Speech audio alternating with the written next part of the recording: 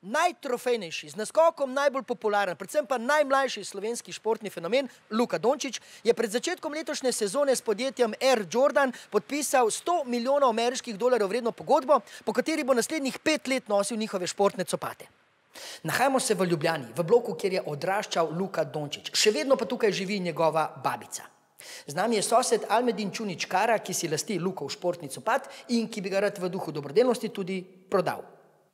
Ja, tako je. Jaz imam športni copat Luke Dončića in bi rad pomagal z denarjem, pa bi ga dal na audiciju. Kam oziroma čemu boste namenili sredstva, ki jih boste zbrali z prodajo prej omenjenega artikla? Vsa sredstva bom namenil Zvezdi prijateljima omladine Mostar Napolje.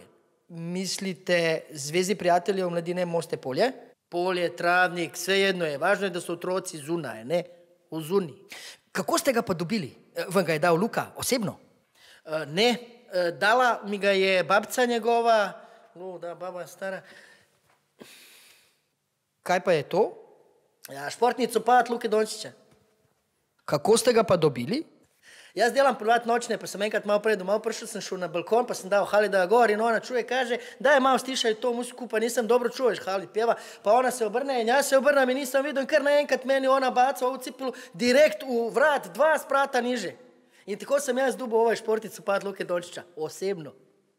No, sedaj vsaj vemo, po kom je Luka potedoval odlične strelske sposobnosti. Spoštovane gledalke, cenjeni gledalci, sedaj je vaša priložnost, da postanete lastnik unikatnega zbirateljskega kosa in pri tem naredite nekaj dobrega. Začeli bomo z 500 evri. 500 evra? 500 evra?